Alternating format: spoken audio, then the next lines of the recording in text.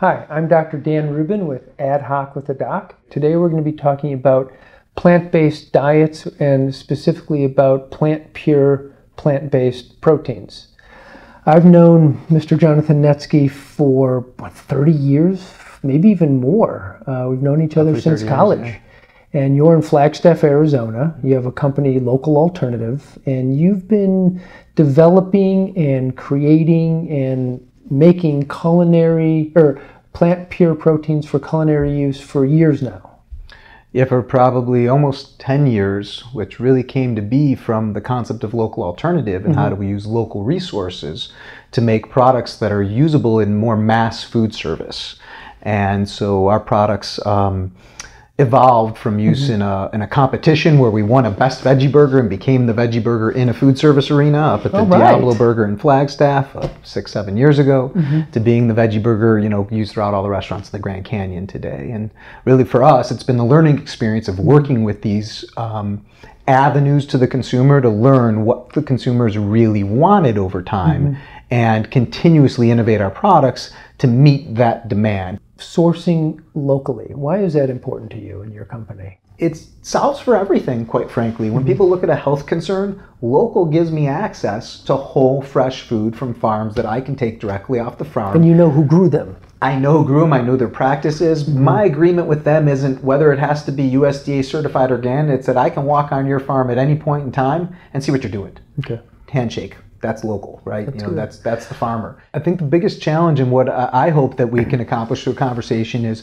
to resolve some of the confusion around food. Okay. And our realities with food today are that there's so many avenues to market directly to us that everything is being marketed to us really, in most cases, for the benefit of the person selling it, not for the benefit of the person who's going to consume it. I'd say a lot of people would agree with that. Right, and so what I've always hoped to do is to be able to empower people to make good decisions on their own behalf. We learned that products of a quality that somebody seeking a holistic view on a plant-based diet just really weren't available. And especially in a large-scale food service realm where we initially approached the market to learn. But even in retail, today more than ever, we've been in this since before the fake meat craze went on recently. But more important than the idea that it's converted people potentially away from beef or otherwise, what's happened is $1 billion has gone into direct marketing plant-based proteins that resemble meats. So this goes back again to when we listen to the industry-leading chefs we've been working with and we listen to the consumers. For us, we never heard a consumer or a chef say, I want you to take the vegetables and make them exactly like meat. It's kind of weird because... I wouldn't want that. Well, right, and when we walked into the people that have made choices for health concerns predominantly, or for sustainability concerns around why they're eating plant-based, it's so crazy that the most heavily processed foods are what are ultimately available to people who are seeking a higher level of pure food. Interesting. Right? High and more industrial processing. And are these... At the ingredient level, right? That's the core, is that a soybean was taken and turned into soy fiber, soy oil, soy protein isolate somewhere in the world, shipped in those constituent parts to other places in the world, remanufactured without it. When was it a soybean and where did it come from, right? I mean, from a medical perspective, I'm not sure that the body knows how to interpret that as a nutrient or the signaling cascades that who knows in the future what that's going to do. It's foreign to the body.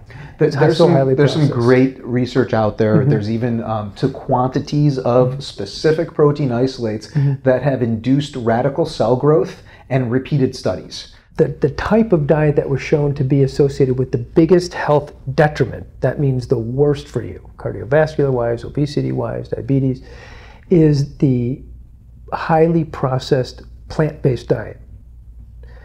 You've seen that work. I have. Yeah, what do you think about that? It's incredibly intriguing because of two important factors. One, this is a study that was done 30 years ago and again just over the last few years, and the data came out about 6 months ago, and it validated the same thing. And there's this giant misconception out there that animal foods and animal proteins are worse for you than eating something that's masquerading to be plant-based, but is really just heavily processed foods. Sugars, carbs, and things convert to sugar. And so what it shows is that diet is, the heavily processed is the worst. An animal-based whole food diet is better than that against the conditions you described. And a whole food plant-based diet promotes health to the greatest degree, has the greatest positive impact. Very interesting. So we talked a little bit about before, but let's get back to heavily processed plant-based. These, when I look at the product packages, these are made of ingredients, but I remember the old ice cream commercial from when we were kids where they were like, the kid was trying to read the ingredients on one type of ice cream, monoglyph, Right. you know, and then the friends were, you know, they told them what it was, but then, you know, the brand that was being, you know, marketed had maybe 3 ingredients that anybody could read, and they were all plant pure. Or not plant pure, sorry, they were all whole food based.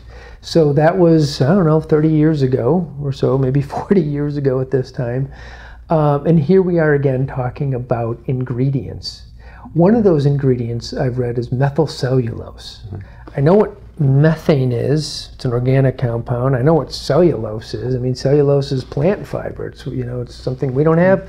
You know, we don't have cellulose in our cells, and we can't really digest cellulose. In order to digest these guys, we have to chew it. That's how we break open cell walls. What the heck is methyl cellulose doing in some foods that are called food? It's interesting because, you know, methyl cellulose is actually a potent laxative. Yes, okay. And my guess is that it's in the food for 2 reasons. One, because there's no fiber when you've removed the protein from the food, the fiber took off, right? When you're just using a fat and you're congealing it, there's no fiber. Okay. So it's used in place of the fiber so that, well, the food can get through us, right? Or the item, I guess it is, can get through us. Right, and also it has some properties in these fake foods, these replicant type foods, to hold them together. Bind them, emulsify. So it's in the shape of a patty, so it just doesn't just fall apart. You can utilize it in a recipe. Right. I mean, if you think about it, you've taken a powder and a couple liquids or gelatins and fat and somehow made a So these plant-based foods on the market that are highly processed through industrial means, that are congealed, that are, you know, the food is taken apart and then some parts are put back in. It reminds me of what we used to be told about white bread, that they distill it and then they put vitamins back in. And, you know, some people would scratch their head and be like, well, why didn't they just keep it in there in the first place? To me, there's a reality that there's a problem, and that is that people are getting information from marketing sources selling them things like food that our existence is based on, and they don't have the knowledge and they don't have the ability to vet all the information that's coming through the sources that we use today, you know, essentially the internet, right? And so without the ability to figure out what the truth is, you've got to really find a simple principle to operate on. And for me, personally, it's the idea of eating whole food, right? And I eat very limited meat. I eat mostly plants, all whole foods, and not too much. You know, Michael Pollan said it best, and I think it was exactly that. Eat mostly plants, eat whole foods, mostly plants, not too much. And so I think that's really the key concept to get across, is that there's a problem, and that is getting to the information, which is then followed up by how do you access the products that meet those values. Second is, well, what are the barriers to creating them? The industry is using things like methyl cellulose and these other heavily processed protein isolates that we've been talking about to create products that are designed to deceive you to believe you're eating something different than you are. Kind of the first point to stay away from. Why do you want to be deceived on your plate? The second point is from a save the world perspective. We're actually telling people that you should maintain your appetite for beef through something that isn't beef. For what amount of time? How is that going to, eventually they're still going to want to eat beef when they have a chance, right? I don't understand how that solves for that problem. So there's barriers out there to say, well, how do you get consumers to buy it and how do you manufacture it?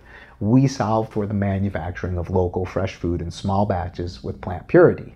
That's the solution. Whole foods are the solution. So you got a problem, you got a barrier, and you got a solution. Solution is a completely different system, and that's why we go direct to food service and we go direct to consumer, because if we involve the distributors and we involve the grocery stores, we can't get the value to the consumer. It just dilutes the costs of the product so much that you just can't get it to them. I think it's been great to discuss the differences in whole food ingredients versus heavily processed ingredients. And I'd love to follow this up sometime and, talk about, see where the industry is maybe in a year or so and see what's been happening. So I really, thanks for taking the time to come and talk about this. Thank you. Appreciate it. Yeah.